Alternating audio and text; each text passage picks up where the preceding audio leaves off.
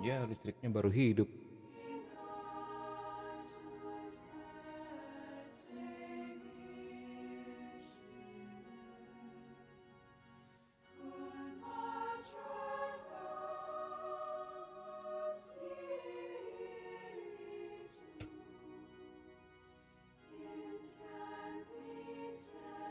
Udah pada tidur, Min? Gak apa-apa, sampai jam 12 saja kali ya. Sebentar saja. Yang listriknya baru nyala.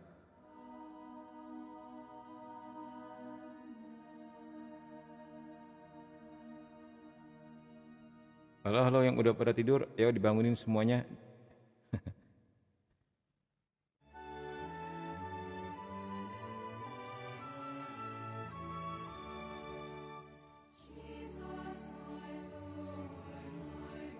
Bagaimana? Apakah suara Mimin bisa didengar dengan baik? Apakah suara musiknya balance sama suara adminnya? Kemarin kok live-nya berhenti mendadak, Min? Iya, maklum. Mimin pakai HP second dari ya dapat limpahan begitulah. Ya akhirnya ternyata kurang baik untuk live ya. Dia tiba-tiba nge-lag sendiri. Ternyata bukan dari koneksi, dari HP-nya. Shalom kakak, shalom juga. Ya, tapi ketika Mimin posting di YouTube, Mimin posting 2 kali. Jadi live pertama sebagai A, live kedua sebagai B. Soalnya kalau diedit lagi, waduh itu makan waktu yang sampai berjam-jam begitu ya. Tapi kalau cuma tinggal di download saja hasil live kemarin itu, dimasukin ke YouTube langsung begitu aja tanpa diedit, itu hanya mungkin sekitar 7-8 menit per video. Dulu waktu di video awal-awal yang 1 jam 2 jam yang panjang itu, sempat mungkin selama 6 sampai 10 video awal itu diedit, itu makan waktunya luar biasa. Begitu Mimin ternyata tahu rahasianya, downloadnya dari laptop, langsung di posting dari laptop juga, ternyata cepat sekali. Ya tapi tanpa diedit. Kalau diedit ya sama aja, bakal panjang juga. Ya tapi begitulah. Oke, bagaimana? Udah selesai kan? Baru mulai nih. Tadi Mimin listriknya off, jadi baru nyala sekarang. Jadi mungkin kita mulai sekarang sampai jam 12 saja kali ya, secukupnya saja. Kasihan daripada ditunda-tunda terus. Mimin pikir ya sudah, kita mulai saja dengan apa yang ada. Nanti untuk mereka yang ternyata sudah tidur, bisa lihat di YouTube-nya Mimin kalau rajin. Sebentar ambil minuman dulu ya.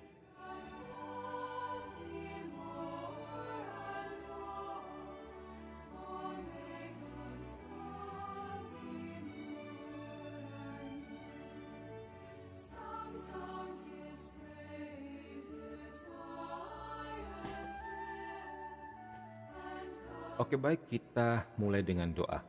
Kita siapkan hati kita dalam nama Bapa dan Putra dan Roh Kudus. Amin. Ya Bapa Surgawi, kami mohon kuasa Roh Kudus-Mu pada saat ini untuk datang dan hadir bersama kami, untuk menerangi akal, budi, dan pikiran kami, sehingga semuanya menjadi mudah bagi kami untuk mengerti apa yang menjadi kehendak-Mu dalam hidup kami, lewat firman-Mu, lewat pengetahuan-Mu yang Engkau curahkan di dalam Katekismus Gereja Katolik.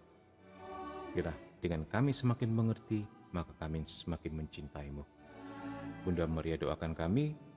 Malaikat Agung Mikael, berperanglah bagi kami melawan segala gangguan teknis maupun non-teknis. Beato Carlo Acutis, Engkau yang adalah pelindung kaum muda, pelindung pengguna internet, pelindung pewartaan online, lindungilah live kami pada malam hari ini. Kemuliaan kepada Bapa dan Putra dan Roh Kudus, seperti pada permulaan, sekarang, selalu, dan sepanjang segala abad. Amin. Dalam nama Bapa dan Putra dan Roh Kudus. Amin. Baik, hari ini malam ini temanya adalah umat beriman Kristen, yang adalah hierarki awam, biarawan-biarawati. Itu adalah yang disebut umat beriman Kristen. Artikel 871 mengatakan, orang-orang beriman Kristiani ialah mereka yang dengan pembaptisan menjadi anggota-anggota tubuh Kristus, dijadikan umat Allah dan dengan caranya sendiri mengambil bagian dalam tugas Kristus sebagai imam, nabi, dan raja. Dan oleh karena itu, sesuai dengan kedudukan mereka masing-masing dipanggil untuk melaksanakan perutusan yang dipercayakan Allah kepada gereja untuk dilaksanakan di dunia. Nah, jadi setiap orang sudah dibaptis, seperti Mimin dan teman-teman semua. Nah, di sini sudah dibaptis semua belum? Ya. Jadi semua orang yang sudah dibaptis itu punya panggilan. Jadi kita adalah bagian daripada tubuh Kristus, dengan Kristus sebagai kepala. Apa itu panggilan kita? Ambil bagian dalam tritugas Kristus. Ini adalah tritugas Kristus ya, imam, nabi, dan raja. Dan kita sebagai awam, baik sebagai bahkan mereka hierarki, biaran-biarawati ya, apalagi mereka ya, punya tugas sebagai imam juga, nabi, dan raja juga. Jadi ini adalah tugas setelah pembaptisan. Tentunya maksudnya adalah imam, nabi, dan raja secara general, bukan secara tahbisan. Nanti akan dibedakan antara kita sebagai awam dan hierarki yang tahbisan. Begitu ya. Jadi kita pun sebagai awam bisa menjadi, bukannya bisa, tetapi dipanggil untuk menjadi imam. Apa itu imam? Untuk menguduskan. Dipanggil menjadi nabi untuk mewartakan firman Tuhan, dan menjadi raja untuk memimpin. Begitu. Intinya kita memimpin keluarga kita minimal ya, rekan kita, kerabat kita kepada kekudusan. Nah, kalau kepada kekudusan udah gandeng sama imam. Lewat apa? Lewat pewartaan firman yang adalah nabi. Nah, ini juga menjadi tugas kita juga secara general, bukan secara tahbisan.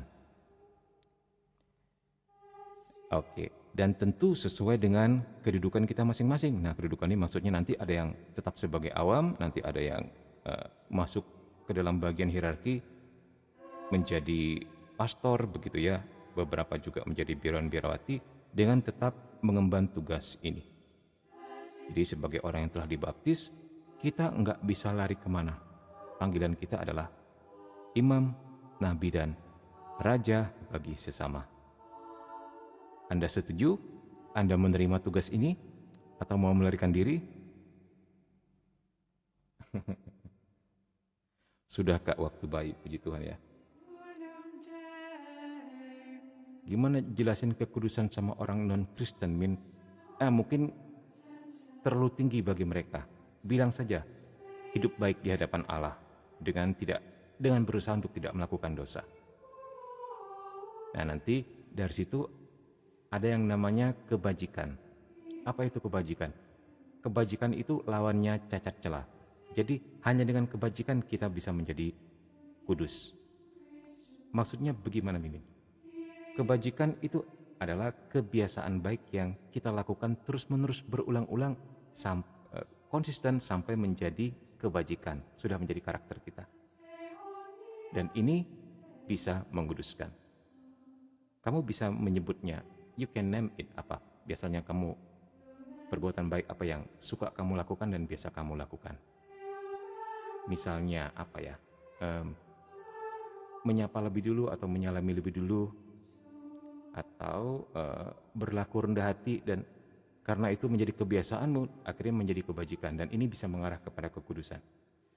Mulai sekarang coba dipikir, apa ya kira-kira satu perbuatan baik yang mau saya lakukan, terus saya jadikan kebiasaan begitu. Nah, sebaliknya adalah cacat celah.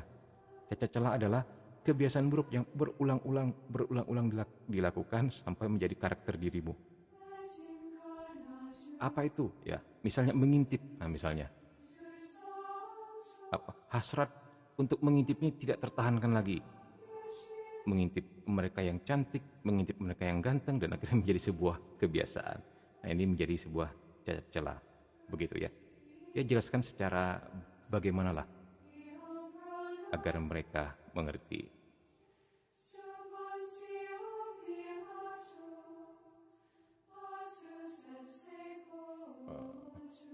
Mau berjuang dalam kekudusan, puji Tuhan. Oke. Nah, kita bahas per paragraf, kemudian kita lihat apa yang menjadi komen atau pertanyaan kalian ya. Kak, boleh nggak tolong jelasin kenapa Romo hidup selibat tidak menikah? Ya, hidup selibat tidak menikah sebenarnya bukan kewajiban. Ya, sebenarnya itu adalah panggilan yang ditentukan oleh biara masing-masing, sehingga pada akhirnya semua purwata tidak menikah. Memang ada ayatnya di Injil ya. Yesus mengatakan apa? Ada orang yang membuat dirinya tidak menikah demi kerajaan Allah. Nah, seperti itu. Nah, jadi mereka mengamalkan ayat ini agar bisa lebih fokus dalam melayani. Nah, jadi gereja juga belajar dari pengalaman masa lalu ya, bahwa biarawan yang menikah, begitu dia akan terbagi antara harta pribadinya dengan harta gereja, dan itu ternyata cukup bikin kacau. Atas pengalaman itu maka mereka memutuskan seperti itu. Itu sebenarnya lebih kepada kebajikan, lebih kepada kesalehan ya. Iya, bagaimana, kamu setuju tidak kalau suatu hari gereja Katolik merubahnya, biarawan boleh menikah misalnya begitu. Ya, begitulah, mereka ingin lebih fokus dalam melayani ya. Min, mau nanya, apakah orang yang punya skapulir akan terlindungi dari apapun atau dapat jaminan surga? Ya, sebenarnya skapulir itu ya, itu lebih seperti mengobarkan semangat Injil di dalam dirimu ya. Meyakinkan kamu bahwa kamu akan beroleh perlindungan ya.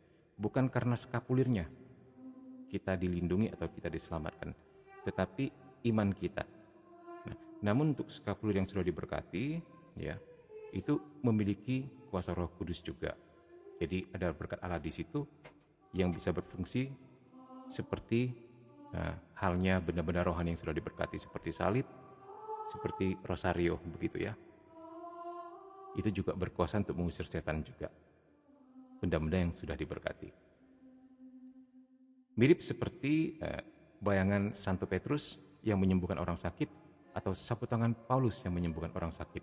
Di situ ada urapan Roh Kudus. Ya, jadi untuk tingkat yang lebih tinggi lagi kita bisa baca tentang relikwi ya. Relikwi orang kudus. Begitu.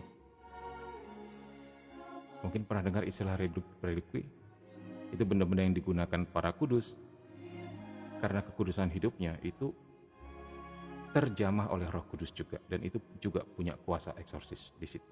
Ingat sekali lagi, bukan bendanya tetapi urapan Roh Kudusnya, dan tentu itu kuasa Tuhan sendiri yang berkenan atas hal-hal seperti ini demi janjinya sendiri kepada gereja apa? Aku akan menyertaimu sampai akhir zaman. Jadi banyak sekali hal-hal yang diletakkan Tuhan di dalam gerejanya untuk kepentingan umatnya, untuk perlindungan dan sebagainya ya, dan tentu di dalam gereja Katolik hal tersebut melimpah ruah. Sudah paham Kak? Terima kasih penjelasannya, puji Tuhan ya.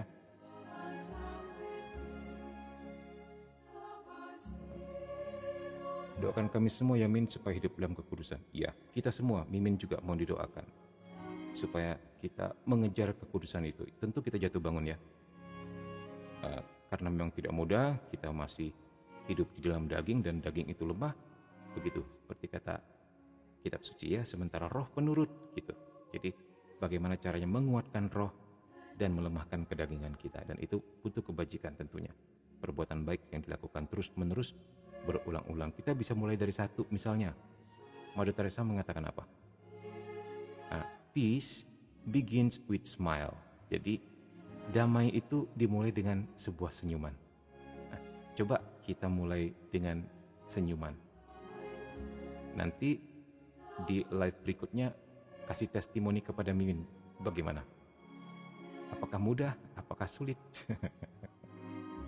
Memulai dengan senyuman. Mulai besok boleh dilakukan. Kita senyum duluan begitu. Nah, mungkin orang Batak bilang apa? Manis sekali mulut kau itu gitu ya. Coba itu mudah-mudah sulit. Oke, kalau kamu senyum kepada orang yang kamu cintai, kamu sayangi, dan kamu kenal itu mudah ya. Tapi kalau kamu senyum kepada orang yang kamu dendami, kamu berusaha hindari, nah itu sulit sekali. Dan ada seorang santai yang menjadi kudus salah satunya dengan perbuatan-perbuatan kecil seperti ini. Ya, nampaknya kecil, tapi begitu dilaksanakan, kesulitannya ternyata mendatangkan rahmat gitu ya. Oke, baik. Terima kasih penjelasannya Min, berkah dalam. Ya. Ortodoks simak brother, puji Tuhan. Nah,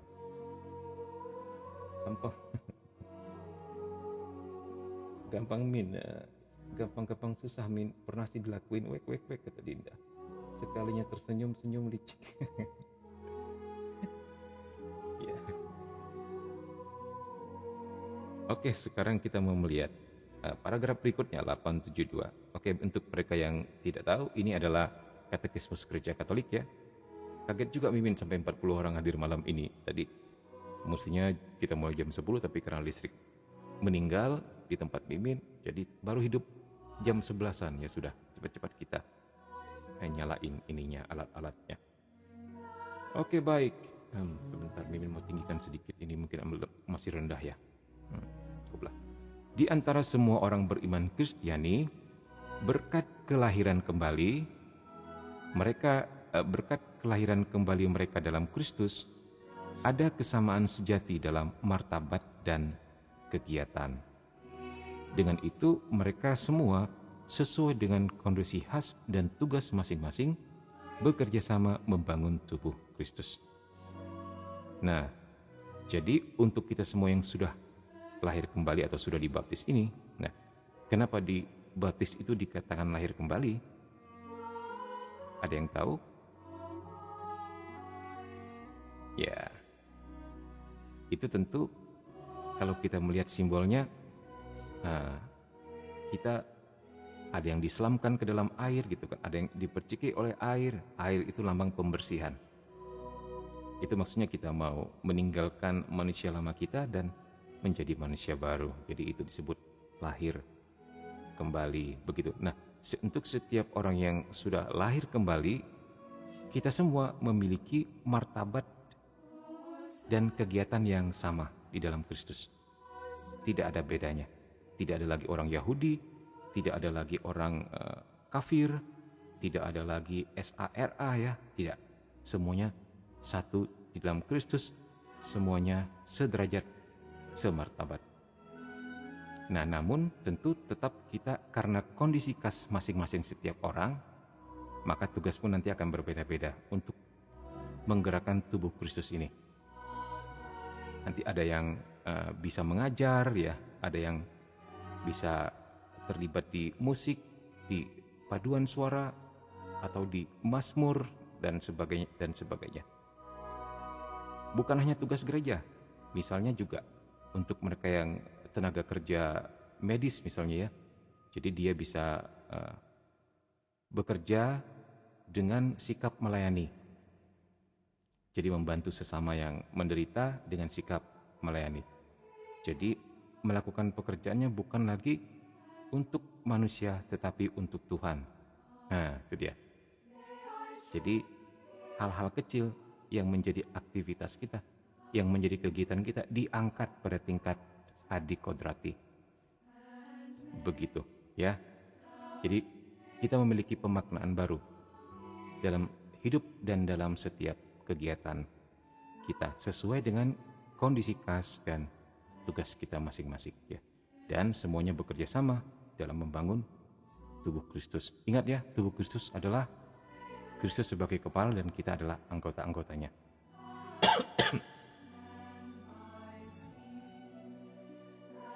Oke, baik. Oke. 873. Bentar, Mimin jepit dulu. Wow. Kita jepit dulu, ada yang perlu dijepit.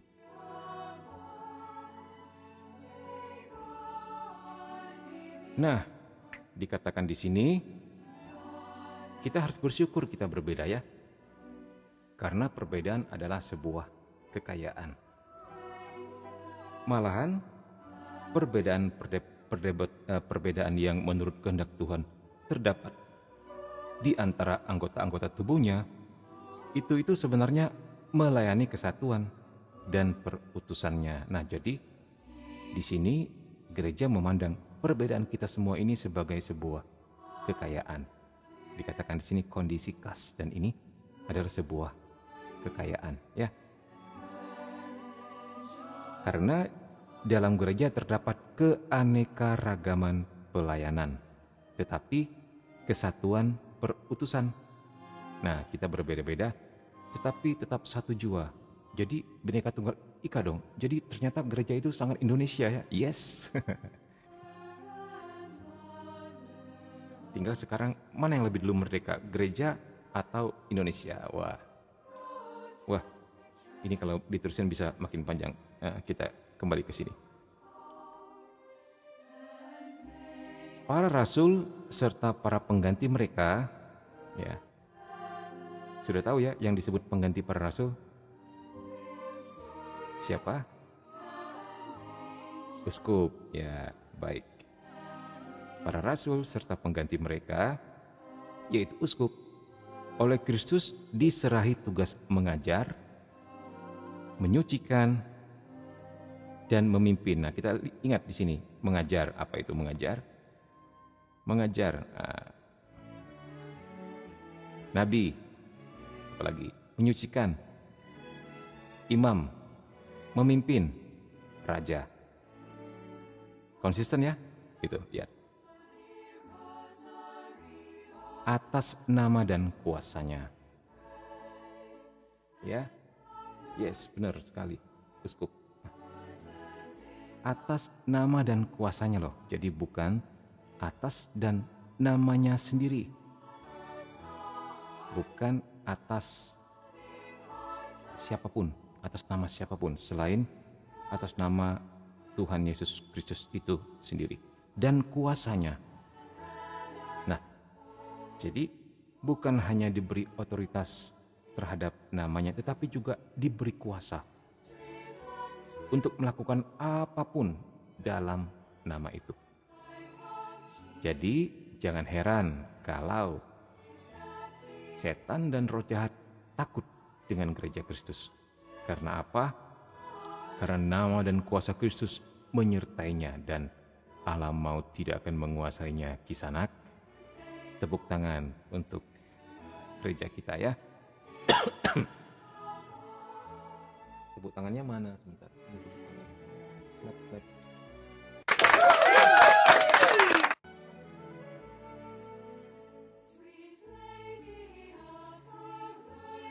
Min katanya mau bahas tentang rahmat. Nah, nggak tahu cukup nggak waktunya ya. Tentang rahmat. Mungkin di minggu berikutnya aja kali ya. Ini kita kejar waktu. Ya, baik-baik. Kita kembali ke sini dulu.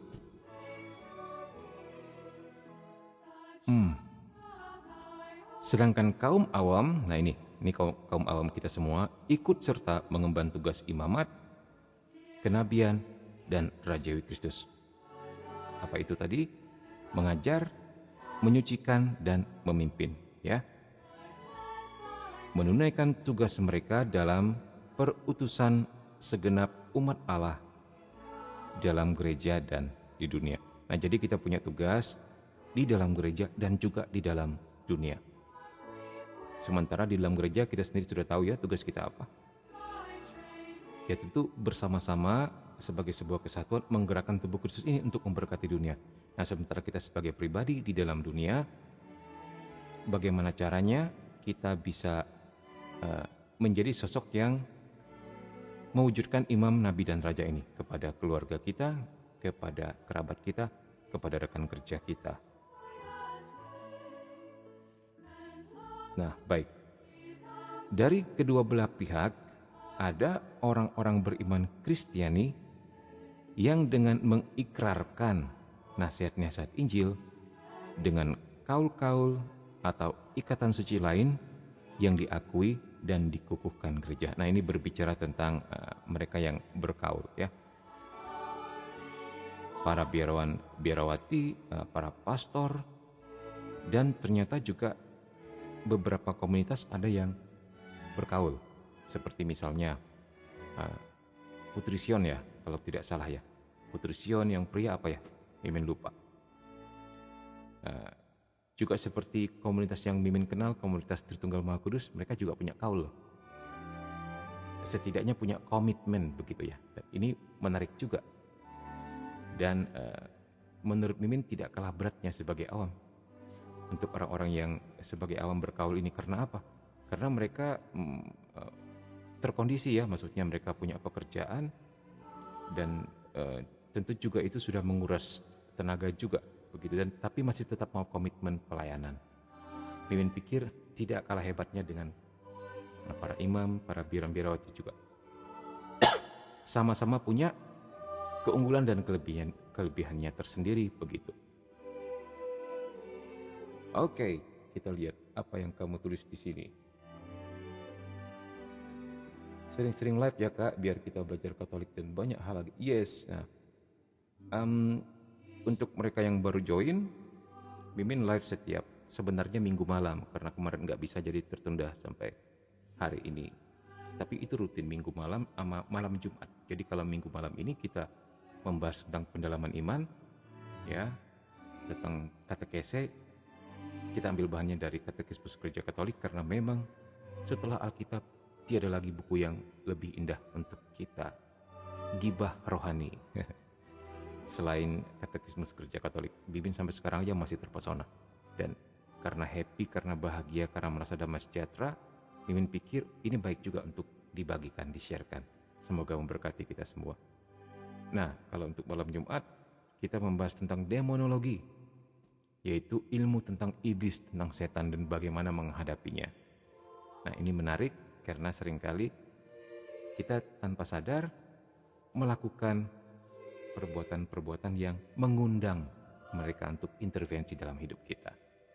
Barusan tadi jam 6, Mimin sama tim kedatangan lagi orang yang, jadi ceritanya begini. Nggak tahu, mungkin orangnya hadir di sini di live. Tadi barusan follow akun Mimin suruh follow ya, supaya dia tahu bagaimana cara mengatasi gangguan roh jahat. Jadi ceritanya, sebenarnya ini untuk diceritakan di malam Jumat, tapi spill sedikit ya. Jadi ceritanya waktu tahun baru kemarin, pada waktu acara bakar-bakar begitu ya. Oh bukan, setelahnya, setelah teman-temannya pulang dan sebagainya, setelah dia menutup pintu dan sebagainya mau tidur, Mimin lupa, dia bercerita mungkin dia punya jendela itu tidak ada gordennya ya, atau tirainya. Jadi dia bisa melihat pemandangan keluar ke tempat mereka acara tadi. Dia melihat seperti jam 2 malam, dia melihat seperti ada sebentuk kain putih itu ya, yang mengambang. Begitu dia lihat lagi dengan lebih seksama, ternyata berwujud seorang wanita. Dan pada waktu itu dia nggak bisa bergerak, bingung mau ngapain, terbujur kaku, lemes, dan akhirnya ambruk. Dan pada saat itu dia merasakan ada sesuatu yang ingin masuk ke dalam tubuhnya begitu. Tapi untungnya sampai di kaki doang, dia keburu sadar. Ya mungkin juga perlindungan Tuhan ya, karena dia juga yang orang yang maksudnya orang sudah dibaptis juga, ya walaupun jarang berdoa. Nah tetapi setelah itu dia merasa diteror ya, dalam mimpi, dalam keseharian emosinya lebih mudah bergejolak, sampai pernah enggak teguran sama istrinya, dikit-dikit emosi. Semua itu terjadi setelah dia mengalami peristiwa itu. Nah tadi begitu didoakan, kita sama-sama doa tadi ya, dia merasakan panas sekali tubuhnya, keringat-keringatnya keluar gitu. Nah setelah itu kepalanya jauh lebih ringan, dia bersyukur. Nah ada sesuatu yang dilepaskan dari dirinya. Nah tentu hal ini harus dituntaskan lagi ya. dengan doanya sendiri, dengan sakramen pengampunan dosa karena dia belum pergi ke sakramen pengampunan dosa pada waktu itu. Nah, semoga nanti juga dia bisa juga berdoa sendiri, membentengin diri dengan firman dan doa-doa pribadi. Nanti one day juga kita akan melakukan doa pembersihan di rumahnya. Ya, sedikit intermezzo untuk malam Jumat. Baik. Mana lagi? Aku lagi di tempat gelap loh nih. Ya baik, jangan lupa follow akunnya juga, follow YouTube Mimin ya. Apapun yang Mimin live, yang kita live di sini selalu Mimin posting di YouTube dengan nama yang sama, Komsa KKSF. Oke. Baik, kita geser. Kita geser dari Pontianak ke Jakarta. Kita mau melihat bentuk-bentuk hierarki gereja. Ini sengaja Mimin pampangin begini. Ya tuh deh. Ya, ini deh. Ini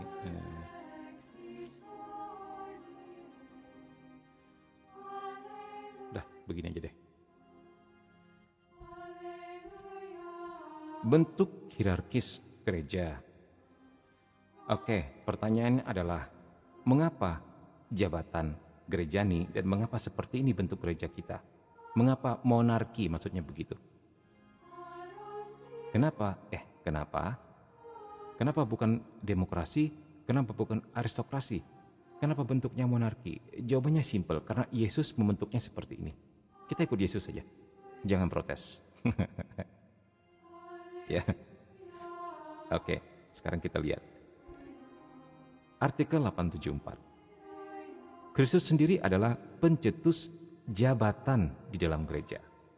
Ia menciptakannya dan memberi kepadanya wewenang dan perutusan, arah dan tujuan. Kamu bisa bayangkan nggak? Manusia seperti apa? Si Yesus ini. Hidupnya cuma 3 tahun loh. Tapi sampai sekarang gerejanya tetap berdiri. Sudah 2000 tahun. Satu, kudus, Katolik dan Apostolik. Itu gila nggak? Pernah kepikir nggak betapa gilanya ini?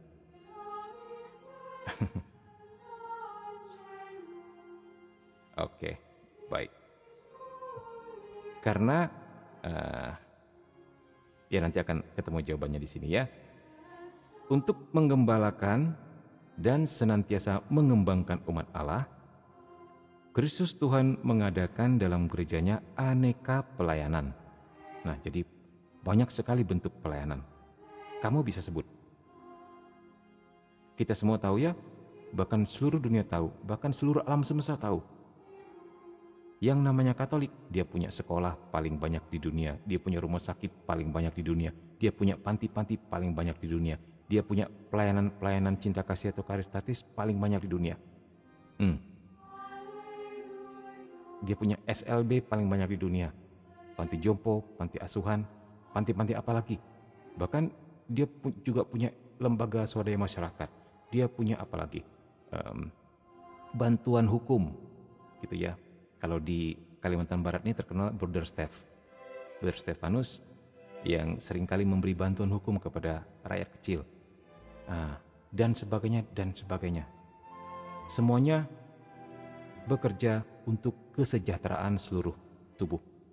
Bahkan yang bukan orang Kristen pun dibantu oleh Brother Steph. Ya, sejauh dia mencari keadilan, sejauh dia dilecehkan, sejauh dia benar-benar haknya diambil, itu tetap dibantu oleh gereja. Itulah artinya Katolik, merangkul semua dan seluruh tanpa membeda-bedakan. Bagaimana? Bangga menjadi orang Katolik?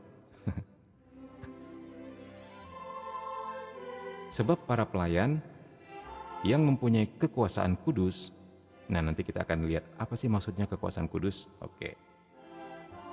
Para pelayan tersebut melayani saudara-saudara mereka supaya semua yang termasuk umat Allah mencapai keselamatan. Ya, tujuan daripada semuanya ini adalah mewujudkan kehendak Tuhan sendiri, yaitu mengundang semua orang kepada keselamatan. Dalam hal ini tentu sesuatu yang lebih tinggi daripada sekedar sembuh dari sakit, daripada sekedar bantuan ekonomi, tetapi tanah air surgawi, keselamatan jiwa, ya. Nah, di satu sisi Mimin juga agak kaget ketika melihat data-data dari Menteri Agama dari Kemenaknya tentang mungkin kalian sudah lihat cukup viral di TikTok. Ternyata Indonesia termasuk panen panggilan. Dalam arti banyak sekali mereka yang akhirnya berpindah ke agama Kristen dengan Katolik tetap memimpin nomor 1. Nah, yang Mimin bingung itu kenapa masih Katolik persennya lebih banyak daripada saudara kita yang Protestan. Mimin juga bingung. Padahal kalau dilihat kita sangat sepi ya, tidak ada pemberitaan ini dan itu. Bahkan sepertinya malas-malasan memberi testimoni, malas-malasan pewartaan. Nah, usut punya usut ternyata dari pelayanan-pelayanan karitatisnya para suster, para bruder, para imam biaran-biarawati tadi, lewat sekolahan, lewat rumah sakit, lewat panti-panti. Nah, jadi jangan ragu seandainya one day mereka butuh kita misalnya untuk donasi kepada anak-anak ini ya, untuk donasi kepada sekolah-sekolah yang kekurangan ya, harus dibantu karena efeknya terhadap dunia itu sangat memberkati dan sangat positif dan berbuah banyak. Nah, di situ secara diam-diam Tuhan juga bekerja. Yang menarik komen-komen di bawahnya mengatakan seperti ini. Itu kan yang tercatat Min, katanya. Yang nggak mau ngaku seperti aku, yang diam-diam aja. Aku pindah dari ini kemudian masuk Katolik. Aku nggak mau gembor-gembor. Keluargaku juga diam-diam aja, katanya begitu. Ya. Menarik juga ya. Baik.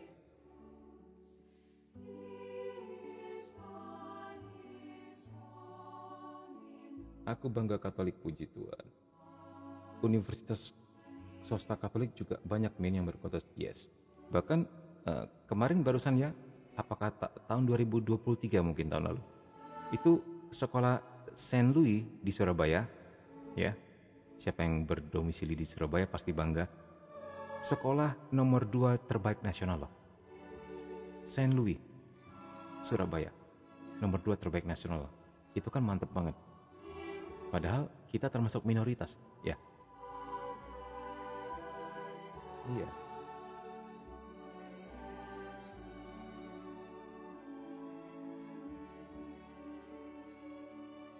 Min Katolik dari lahir tapi jauh dari gereja. Mesti mulai dari mana? Mulai dari mendengarkan saja. Apapun diserap saja.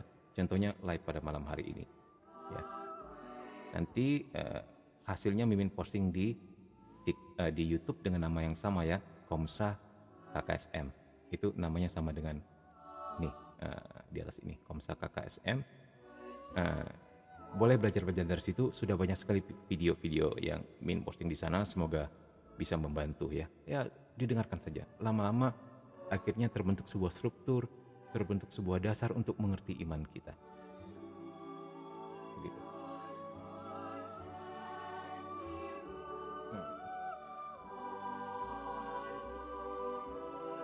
Aku udah biasa lihat setan Kak, lebih takut manusia jahat ya.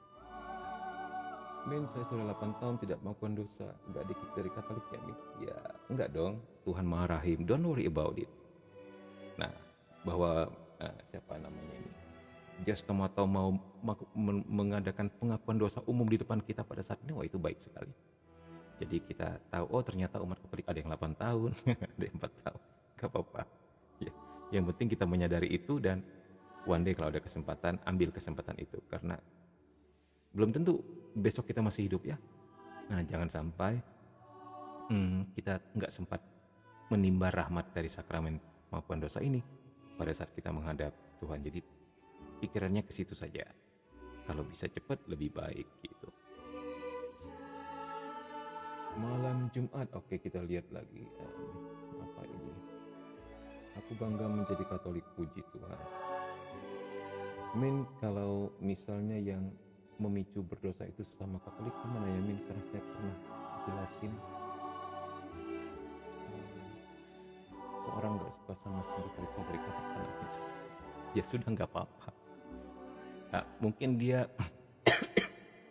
lebih menyenangi santo dan santa yang lain, ya nggak apa-apa. Setiap orang pasti akan berbeda-beda. Biarin aja, jangan dipaksa untuk suka, nggak apa-apa. Yang nggak benar kalau dia benci, nah itu sama sekali nggak benar. Tapi kalau dia mengatakan aku lebih cocok sama santo ini atau santa itu, nggak apa-apa. Karena banyak sekali pelayanan di dalam gereja Katolik. Kita bisa melihatnya dari pelbagai jenis pelayanan. Nah, ada yang pelayanan A, pelayanan B, pelayanan C, pelayanan D gitu kan. Mungkin pelayanan yang ada juga nggak pernah diketahui orang sama sekali.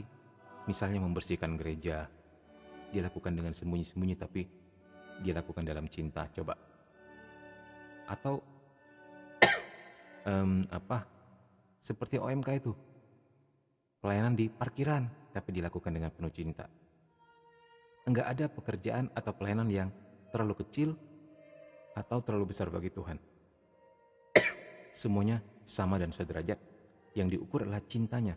Seberapa besar cinta yang kamu selipkan di dalam pekerjaanmu itu untuk Tuhan. Itu loh. Ya.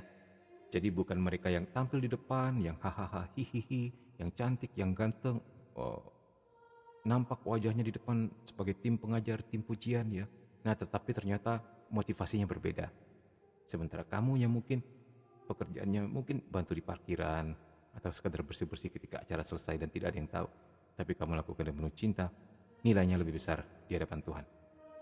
Dan menurut Mimin, untuk orang-orang kecil seperti ini lebih mudah untuk menjadi suci. Karena apa? Karena dia nggak punya motivasi lain. Karena kan nggak dilihat orang, nggak dianggap itu pekerjaan mulia. Nah, jadi dia bisa fokus mempersembahkan pekerjaannya itu demi cinta kepada Tuhan. Ingat kata Santo Paulus, lakukanlah pekerjaanmu itu seolah-olah untuk Tuhan, bukan untuk manusia. Itu nilainya besar sekali. Ya. Nah, belum lagi kalau kita melihat dari keanekaragaman spiritualitas daripada biaran-biarawati.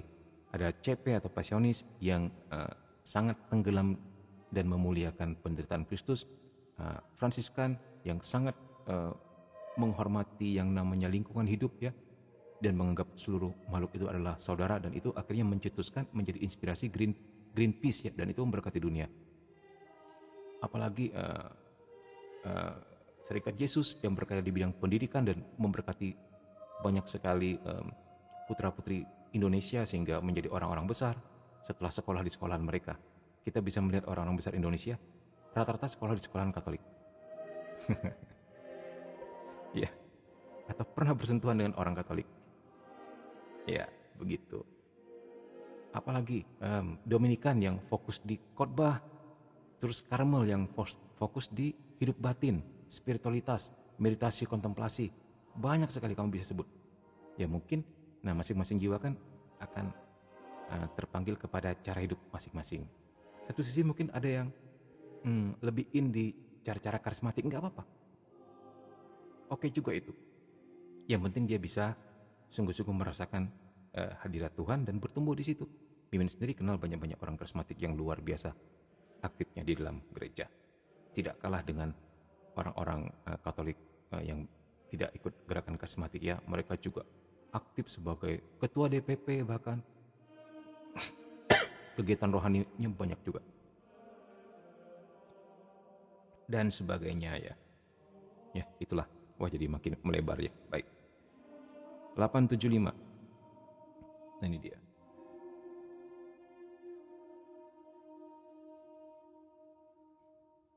Iya, kita mewartakan Injilnya langsung lewat perbuatan Min, bukan terutama cuman Om Dok. Yes, benar sekali.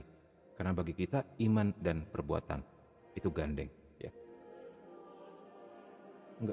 Maksudnya Romo itu nggak suka sama pelayanan Romo Indra Kusuma. Terus, ya biarin aja dalam arti, maksudnya jangan dibenci, jangan didendam, ya nggak apa-apa toh. Jangan jadikan itu sebuah masalah, biarin aja. Padahal masuk Katolik itu nggak mudah asal baptis gitu ya. Ya benar. Berapa tahun untuk menjadi Katolik dewasa itu 6 bulan sampai setahun ya. Mesti ikut katekumen. Terus kalau rata-rata kehadirannya tidak mencukupi, wah bisa ngulang lagi tahun depan tuh. Begitu ya, itulah. Kita memang lebih mementingkan kualitas daripada kuantitas. Nah, terbukti ternyata kuantitas mengikuti kualitas. Kalau kita lihat, agama Katolik masih yang paling besar di dunia secara rata-rata ya. Agama Kristen memang agama juara. Tapi di antara Kristen ini, Katolik tetap lebih besar ternyata. Padahal kalau kita pikir, banyak biron-biron yang tidak menikah. Kok masih saja kita terbesar? Ya, Min pikir juga Tuhan menyertai ya dengan pelbagai rahmatnya. Sesuai dengan janji Tuhan itu sendiri.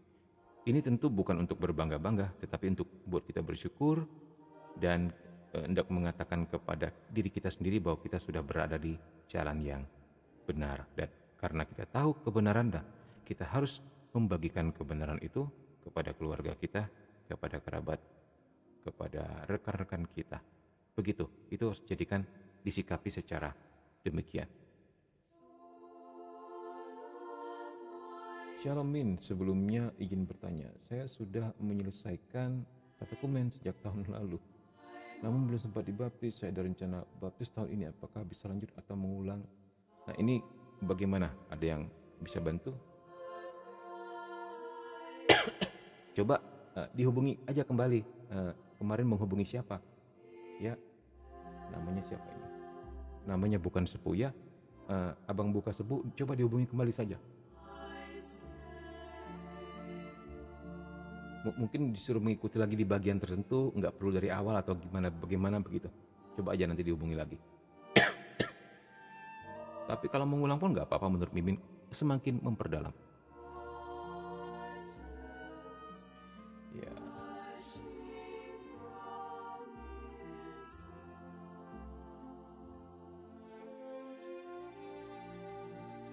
Yes. Ya, nih aku suka Dominikan, kata Heo. Dan sebagainya. Tinggal 3 menit lagi, Min. Kali ini nggak terlalu panjang ya, Min. Iya, kita selesaikan ini ya. Ya, tadi jam 11 sedikit mulainya, kita selesaikan jam 12 saja. Supaya kalian juga bisa istirahat. Selesaikan sedikit di sini ya. Mana? Sampai di mana kita tadi ya? Oke. Tetapi bagaimana mereka dapat berseru kepadanya jika mereka tidak percaya kepada Dia? Bagaimana mereka dapat percaya kepada Dia jika mereka tidak mendengar tentang Dia? Bagaimana mereka mendengar tentang Dia? Dia ini maksudnya Tuhan Yesus atau Injil ya. Jika tidak ada yang memberitakannya. Dan bagaimana mereka dapat memberitakannya jika mereka tidak diutus? Nah, jadi perutusan ini penting sekali. Tidak ada siapapun, individu atau kelompok yang dapat mewartakan Injil kepada dirinya sendiri. Injil itu tidak tiba-tiba muncul dari dalam awan, muncul dari dalam bumi. Oh, tidak begitu Kisanak ya. Jadi itu perlu seseorang yang mewartakan, perlu seseorang yang diutus untuk mewartakan. Nah, jadi iman timbul dari pendengaran dan pendengaran oleh firman Kristus. Nah, ini yang menjadi pegangan gereja Katolik. Kenapa firman itu dibacakan di gereja? Ya, kita datang ke gereja untuk mendengarkan firman yang dibacakan oleh lektor atau diakon, dan pada saat misa oleh pastor sendiri Injilnya. Jadi kita bukan datang gereja bawa kitab suci kemudian mari kita buka ayat sekian. Jadi seperti berlomba-lomba membuka ayat atau menghafal ayat, tidak. Karena iman muncul dari pendengaran ya. Nah, ini orang PLN telepon. Udah nyala belum? Mimin jawab sebentar ya. Halo. Selamat malam. Ya. Sudah menyala, terima kasih ya. Ya, sudah menyala, sudah hampir sejam menyala, terima kasih. Halo. Ya, sudah hampir sejam menyala. Ya, oke. Ya, malam juga. Baik juga PLN-nya, kalau lampu mati, Mimin tinggal menggunakan aplikasi apa itu? PLN yang mobile ya. Jadi mereka bisa telepon kembali, bagaimana sudah menyala, bagaimana belum menyala. ada masalah apa, nanti mereka kabari itu. Mantap juga PLN. Bagaimana tempat kalian?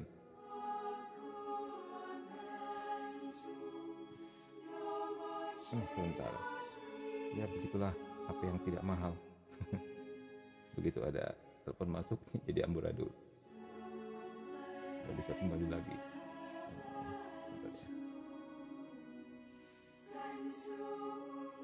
Oh, lapor lewat Twitter ya. Ya, ada aplikasi juga itu.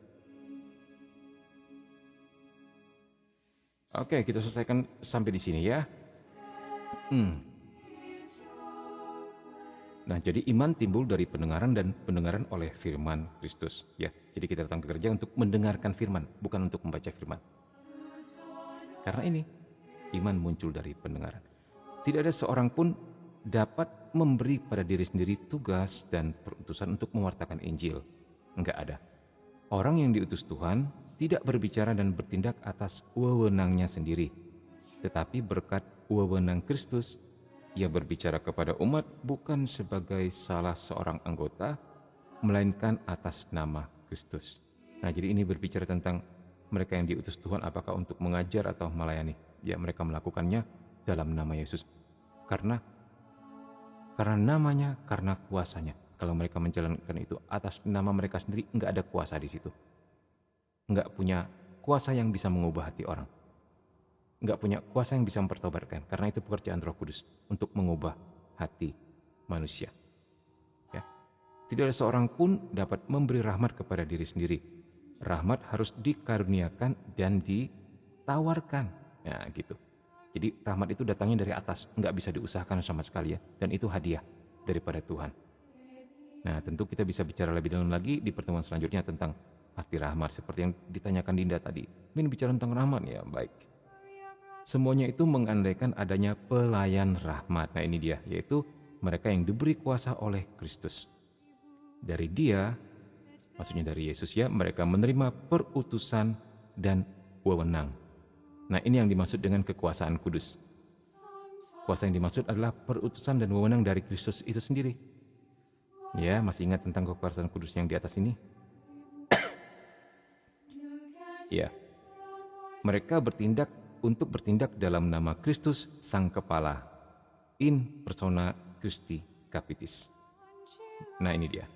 Jadi para imam bertindak in persona Christi Capitis ya. Jabatan ini di mana orang-orang yang diutus Kristus karena rahmat Allah melakukan dan memberi apa yang mereka tidak dapat lakukan dan berikan dari dirinya sendiri. Yang oleh gereja, yang oleh tradisi gereja dinamakan sebagai sakramen. Nah, ini dia. Ini bukan atas kuasa kita sendiri. Kita nggak mungkin bisa menciptakan sakramen. Itu adalah karunia yang diturunkan dari atas. Kita punya wewenang dan punya perutusan, terutama para imam. Ini berbicara tentang para imam ya. Mereka punya wewenang dan perutusan atas nama Kristus itu sendiri untuk mengadakan sakramen. Jabatan pelayanan di dalam gereja diterima oleh suatu sakramen khusus. Nah, sementara mereka pun untuk menjadi pelayan itu juga perlu sakramen imamat. Nah, jadi semuanya serba sakramen. Oke, baik. Terima kasih teman-teman Komsa semua atas kehadirannya di larut malam ini yang setia untuk menunggu sampai lampu menyala. Terima kasih, malam ini kita cukup ramai ya, sampai tadi 40-an lebih. Puji Tuhan. Amin, percaya semuanya dipanggil Tuhan, semuanya diberkati. Nah, tentu tidak ada suatu undangan yang kebetulan bagi Tuhan ya. Tentu kita yang hadir di sini pasti dipanggil Tuhan. Oke, hasil live nanti akan Mimin posting di YouTube seperti kata Mimin tadi dengan nama yang sama, Komsa KKSM. Sekarang kita mau berdoa.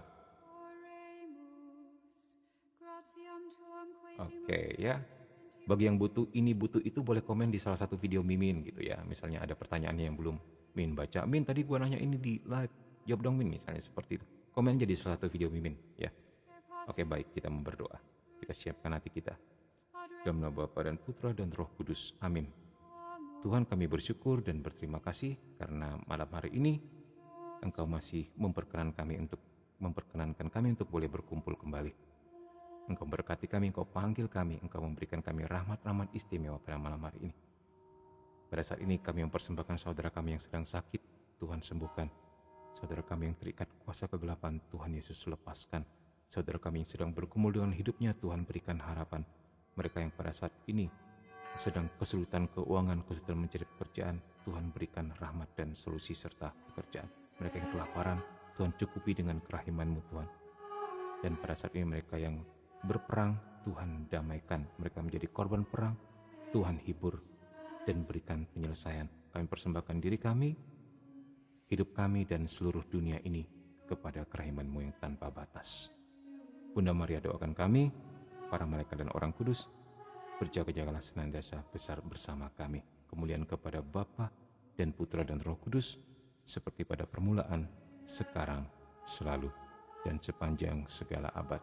Amin. Dalam nama Bapa dan Putra dan Roh Kudus. Amin. Oke, all. See you malam Jumat. Ya, God bless you. Tuhan berkati.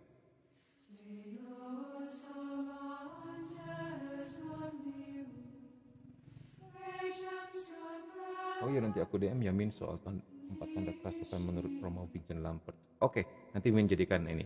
Kami menjadikan apa? Witty ya. Thank you. Amin. Sampai jumpa. See you semuanya. God bless.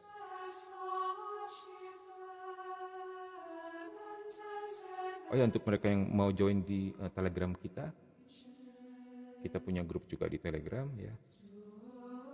Nanti boleh. Ini Telegramnya.